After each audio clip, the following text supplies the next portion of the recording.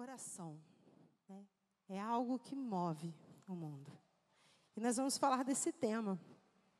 Em Tiago 5,16, livro de Tiago 5,16, apenas a parte B desse texto,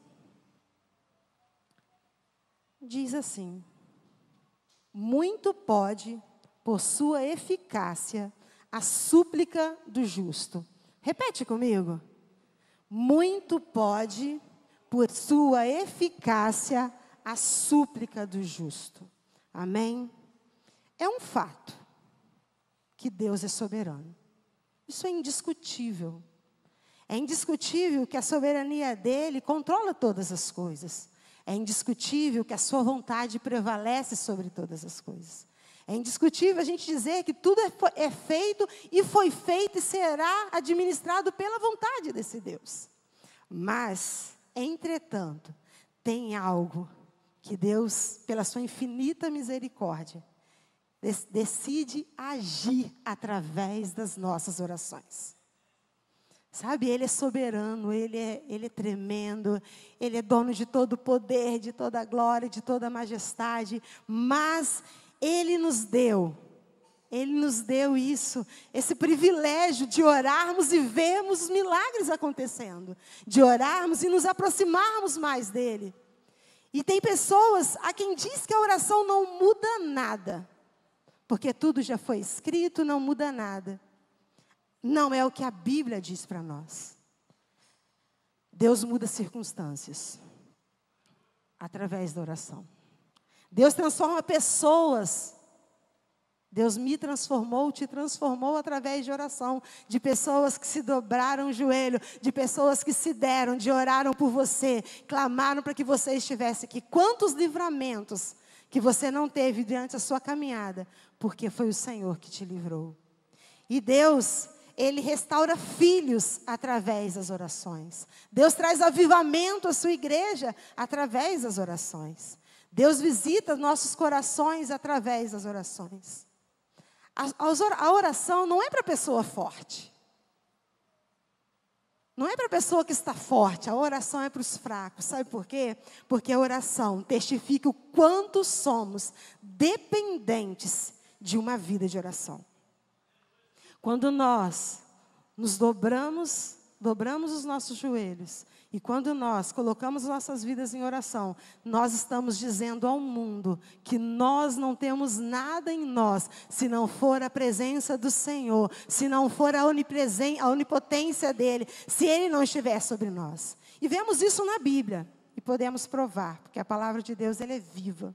Abraão, lembra Sodoma e Gomorra? Estava condenada. O que Abraão fez? Clamou. E o que aconteceu com Ló? Foi salvo de Sodoma e Gomorra. Outro ponto, Isaac. Isaac ora a Deus e muda a história da mulher dele. Uma mulher infértil que foi mãe de filhos. Porque tem muito poder a oração de um justo.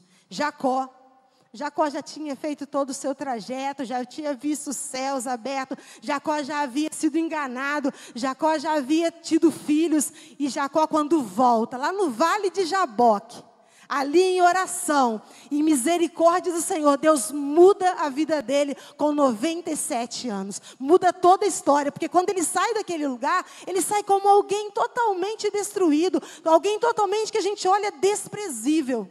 Mas ele volta e muda e se faz uma nação através da vida dele, com o poder da oração.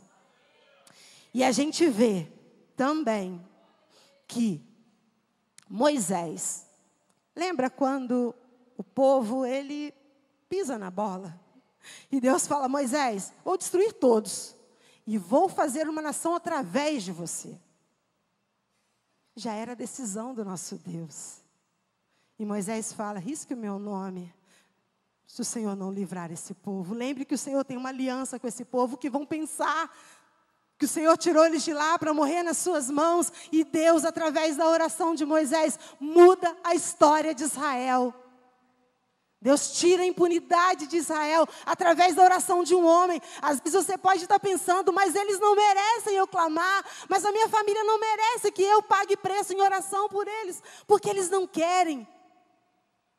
Vale a pena orar, vale a pena buscar, porque Deus te chamou para isso. Deus te chamou para mover os céus através das orações. Samuel, quando o povo também suplica um rei, Samuel vem e fala: longe de mim pecar em não orar por vocês. Esses são exemplos de orações que mudou história, mudou o trajeto, porque a oração é algo que Deus deu para nós, muito especial. Ana, uma mulher estéril,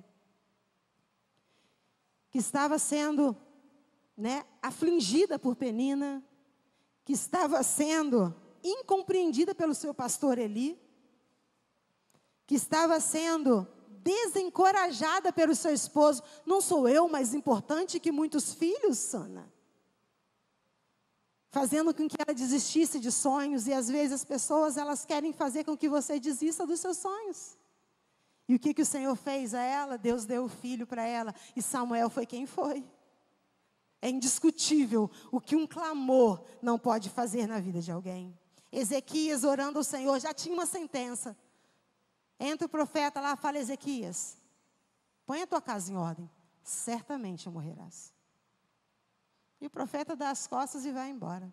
E ele vira, e ele ora, e ele clama. E o Senhor nosso Deus vai lá, volta profeta, diz a ele que eu acrescento vida a ele.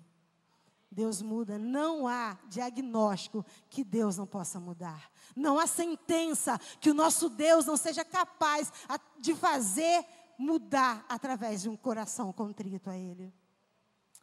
Elias orando, imagina, não chove, não choveu, chove, choveu, né? Elias orando, o filho da viúva foi lá, ressuscitou. Elias orando, Deus fez cair fogo do céu, lambeu toda aquela água. E olha, ele foi bem abusado, ele molhou, e ele ainda gastou água, né? Vamos colocar, ele fez um desperdício, não tinha água, ele desperdiçou a água ali, né? Molha mais uma, molha mais duas vezes. E a gente viu que o nosso Deus foi lá, lambeu todo o sacrifício. É o poder da oração. E sempre quando Jesus estava a fazer algo, ele orava, ele clamava, ele buscava. Para ser batizado, ele orou. Para ele, quando ele esteve no deserto, ele orou. Em todo o tempo, ele estava orando, buscando a face de Deus. Paulo orou na prisão, em praças, independente de onde você esteja. Tenha uma vida de oração. Se conecte com Deus. Foi algo que Ele deixou para você e é muito especial. Todos nós ganhamos e temos coisas especiais nas nossas vidas e nós não fazemos uso delas. E a oração é um poder vivo do Senhor sobre as nossas vidas. A oração muda toda uma história. Deus quer mudar histórias através da sua vida. Deus quer conectar a sua vida. Eu e o Márcio, fui buscar o meu pai em Itajubá. E o nosso carro não estava funcionando na gasolina, né? Líquido. E a gente foi com o gás. Porque a gente sabia que na entrada de Piquete tinha como abastecer a GNV. Quando a gente chegou lá, o posto estava em reforma. E o próximo posto da GNV era 1 quilômetro para frente. Então, gastaríamos 2 quilômetros, né? Chegamos lá, completamos e subimos a Serra de Piquete. E quando a gente chegou lá e pegou o meu pai, a gente foi com um carro maior, porque meus tios falaram que ia vir, chegou lá, não vieram. E quando a gente começou a pegar a Serra de Piquete, o gás vermelhou. E ele só anda 5 quilômetros, nós estávamos a 45 quilômetros da Dutra. Da Dutra, não do posto. Porque do posto ainda tinha um tanto. E o meu pai: vocês vieram com o carro estragado? Meu pai, eu falei: Senhor, tem misericórdia. Aí, o Márcio olhou para mim, ele foi falar, eu falei, apertei a mão dele. Ele: Andreus, e agora? Aí, na mesma hora, eu mandei um zap para a Lainara. Lainara, o Breno está por aí para trazer um pulmão? Que ninguém saiba, você pega um cilindro de GNV, você vai lá e transporta um pouquinho de GNV. E, tia, não sei onde está o Breno, sumiu. Eu falei: Senhor, a minha parte eu já fiz. Não tenho agora como resolver. Eu e o Márcio colocamos a mão no painel do carro. Eu falei: Senhor, até o posto. E quando fomos ver, aquele reloginho que estava vermelho ficou verde na hora. E nós descemos aquela serra sem entender e maravilhados pelo que Deus fez. E exatamente no posto o carro morreu. Deus deu até o posto. Sabe o que é? Ter uma vida, é clamar ao Senhor, é buscar ao Senhor. Ele muda toda e qualquer circunstância. Deus quer mudar a circunstância através da sua vida. Mas aí a gente pode pensar, ok, Andreusa, temos várias coisas, temos como fazer, temos, né? E agora? Mas como é que eu consigo conquistar tudo isso? Como é que eu consigo viver e ter uma vida de oração? Como é que eu consigo mover o coração de Deus através das minhas orações? Aí você abre a palavra do Senhor lá em 2 Crônicas 7:14. 2 Crônicas 7:14. Amém? E se o meu povo, que se chama pelo meu nome, se humilhar, orar, buscar a minha face, se converter dos seus maus caminhos, então eu ouvirei dos céus, sararei a sua terra.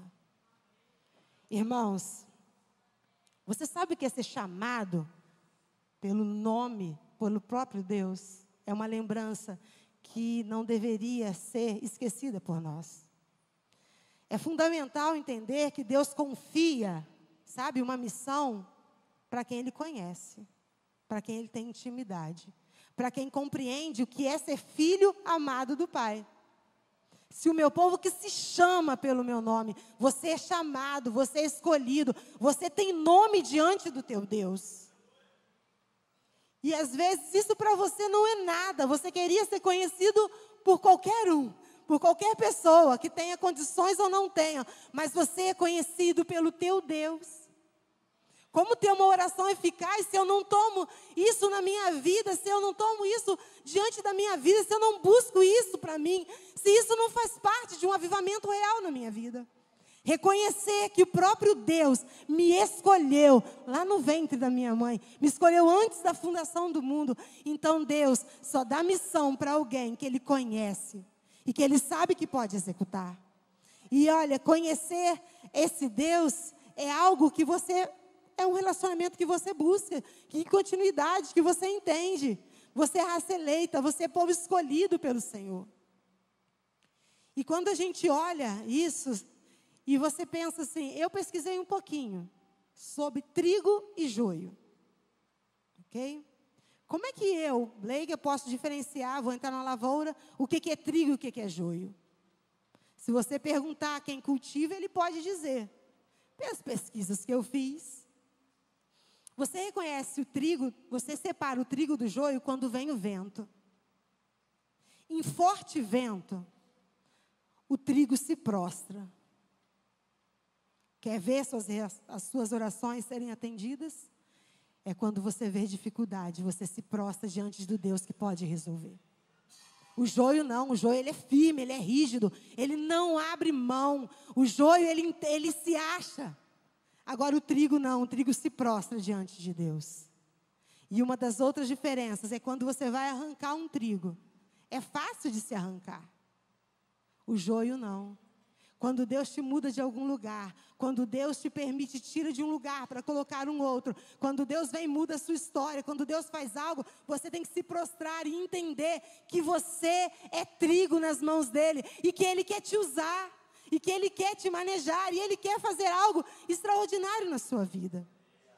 E isso se trata de um coração humilde, aquele que se humilha diante do Senhor, aquele que entende que Ele é soberano e que não sou eu quem mudo Ele, mas é Ele quem muda a minha vida. E entender isso não é fácil. Um povo que se humilha tem noção de sua fragilidade. Somos frágeis, somos dependentes. Viver debaixo de uma vida de oração incansável é entender que somos frágeis, que precisamos desse poder. Sabe, quem gosta de super-herói, eu gosto muito. Sabe, a criptonita é o pecado. E se você continuar com a sua vida totalmente relaxada, você não ora, como você quer passar a eternidade com Deus, se aqui você não passa um minuto que sequer orando e falando com Ele? É preciso nos humilharmos diante dEle, entendermos que a soberania dEle está acima de tudo. E que um coração contrito Ele não despreza, não é fazer pirraça. É simplesmente dizer ao Senhor o que você realmente está sentindo. É se humilhar.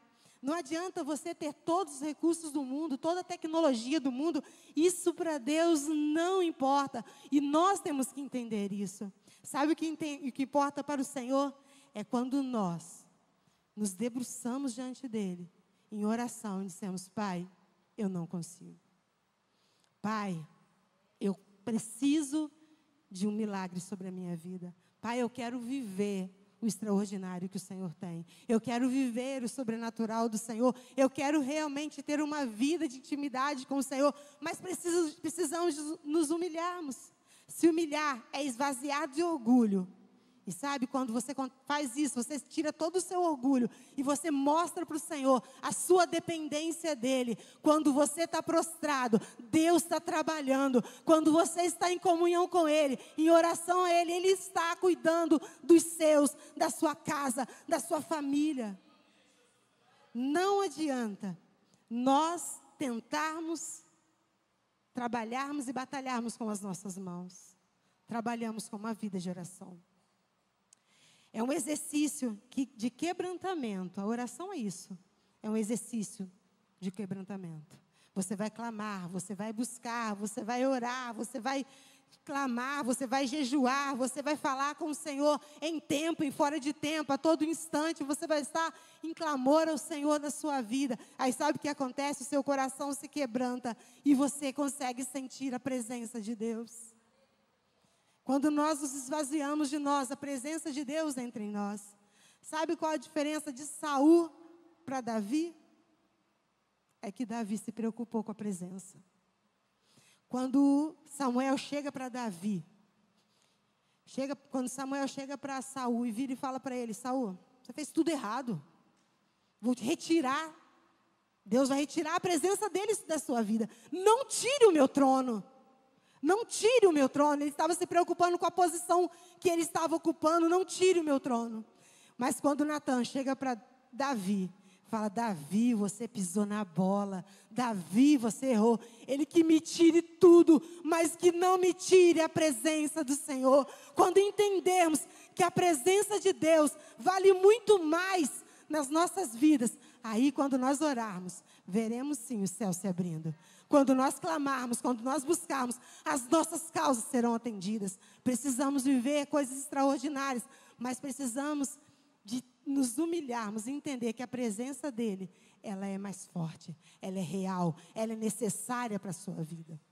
E uma outra coisa, buscar a face de Deus é ter um maior relacionamento com Ele. Qual o seu nível de relacionamento com Deus? Qual o seu nível de intimidade com Deus? Será que você pode dizer para Deus: nossa, Senhor, acho que meu nível de intimidade com o Senhor está bom, está ótimo, está excelente? Quantas vezes você falou com Ele hoje? Você mede o relacionamento pela quantidade de vezes que você fala com Ele. Se você não falou nenhuma vez, você está usando Ele igual esse extintor. Tenho problema, eu uso.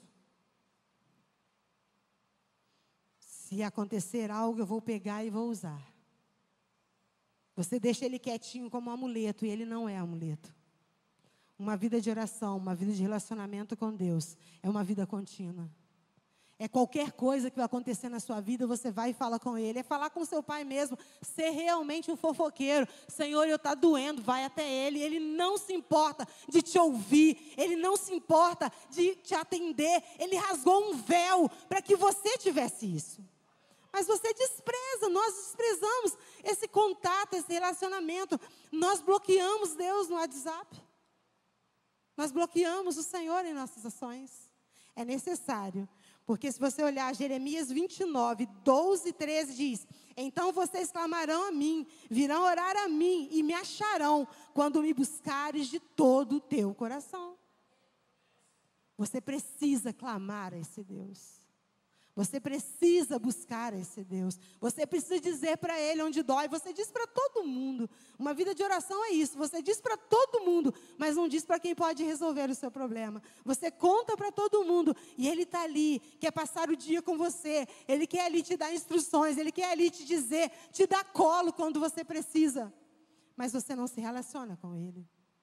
Mas você não busca Ele. Mas você não quer isso. Busca requer comunhão. Dedicação. Quanto você tem dedicado a sua vida em oração ao Senhor? Quanto você tem dedicado a esse relacionamento? Nós temos muito trato de tratar pessoas de fora. Nós somos cautelosos com as nossas amizades, mas não somos cautelosos com a nossa comunhão e a nossa intimidade com o nosso Deus. E o meio de buscar esse Deus é lendo a sua palavra, é buscando a Ele, é tendo uma vida de oração. Queremos que as nossas orações sejam atendidas, mas não queremos um relacionamento com o nosso Deus. E outra coisa, uma consequência de quem busca a Deus de verdade, é que você converte os seus caminhos, Ele começa a ficar reto. Você começa a entender, nossa, eu fazia isso errado, hoje eu não faço mais. Eu agia dessa maneira, hoje eu não ajo mais. Isso Deus traz para mim. Os maus caminhos nos tornam vulneráveis. Quanto você está vulnerável ao pecado? Quanto você está vulnerável aos ataques de Satanás? É necessário identificar isso. É necessário buscarmos isso. Isso a gente só busca com uma vida de oração, porque o próprio Deus te traz ao seu coração. O próprio Deus vai te dizer. Você lendo a palavra dele, você vai entendendo o que é real, o que é certo, o que é correto fazer. Você precisa identificar isso, para que quando você ore para alguém que está lá no mundo, pronto, uma pessoa que está se suicidando e você está clamando por ela, e ela vai dizer para você, quando você orou por mim, o meu Deus, que o seu Deus, que hoje é o meu Deus, me livrou. É isso que o Senhor quer fazer através da minha vida e da sua. Mas é necessário nos converter dos nossos maus caminhos. É necessário nós abandonarmos velhas práticas. Feita essa escolha, a permanência na presença de Deus se dá de identificar a armadilha. Quando você está em oração com o Senhor, você consegue entender e ver armadilhas que o diabo tem colocado sobre a sua vida. Uma vida de oração, ela te faz ficar alerta. Você foge do pecado. Você tem nojo do pecado. O que você fazia, você não faz mais. Por isso que fala, se converter dos seus maus caminhos. Porque nós trilhamos maus caminhos. A nossa carne sempre vai pender a isso. Mas uma vida de oração, ela faz com que isso morra e que o Senhor venha crescer sobre isso, sobre a sua vida. E que você nessa noite possa ter isso. Deus é fiel e Ele não é homem para que minta. Onde Ele habita, a cura, a restauração. Onde Ele habita, há, com certeza, alegria. Você vai ver milagres acontecendo na sua casa. Você vai ver milagres acontecendo ao seu redor. Nós estamos preocupados com o que vai ser do Brasil. Mas quantas vezes você se dobrou e disse, Senhor, muda a história do meu país. Senhor, abençoa o meu país. Senhor, transforma o meu país. Senhor, muda a saúde do meu país. Senhor, muda. É colocar essas coisas diante do Senhor.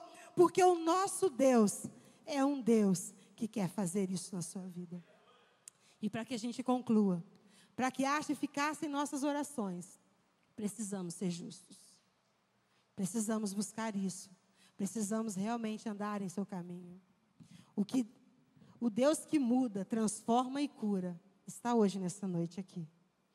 O Deus que cura está nessa casa. O Deus que cura, que restaura, que transforma. O Deus que fez e tem feito maravilhas está aqui. Mas é necessário uma vida, uma busca intensa com Ele. Pega um caderninho, pegue algo e escreva todas as vezes que você orar ao Senhor. Sabe, você fica com o celular na mão, eu acabei de orar. E no final do dia, vê quantas vezes você se prostrou, você fez uma intimidade com o Senhor, um relacionamento real com Ele. Seja esse sinal que você precisa. O sinal de ter uma vida de oração, uma vida que transforma, uma vida que faz com que o céu se una à terra. Uma vida que faz com que Deus habite no meio do seu povo. Deus quer te usar, Deus quer te restaurar. A oração, ela vai testificar o que Deus tem feito neste lugar. A oração vai mudar a tua casa, vai mudar a tua família. A oração vai mudar os seus. Use essa arma poderosa que Deus deixou para nós. Use isso em seu favor. Se hoje falassem com você que tal remédio emagreceria 10 quilos de uma noite por dia, eu ia tomar a noite toda. Eu estou dizendo para você de um remédio que vai mudar a história da tua casa. E isso não é financeiramente apenas. Isso é uma vida onde você está comendo alface e está feliz, porque o teu Deus te sustenta. Uma vida de alegria, uma alegria que ninguém pode substituir, uma alegria que excede a tudo isso. Deus quer mudar a sua história. Mas para que Ele mude a sua história, mude o seu jeito de falar com Ele. Mude o seu jeito de andar com Ele. Mude a sua forma de estar diante dEle. Deixe o Senhor tratar dos seus. Deixe o Senhor cuidar dos seus. Olhe o seu joelho, vê se está calejado. Pare de confiar na oração dos outros e comece a ter a sua experiência com Deus. Que os outros só sejam aliados a você em oração. Não sejam eles a orar por você, eles te ajudem. Você precisa orar. Você precisa ter uma vida de oração. Porque Ele é soberano e deixou essa arma nessa noite para nós. Amém?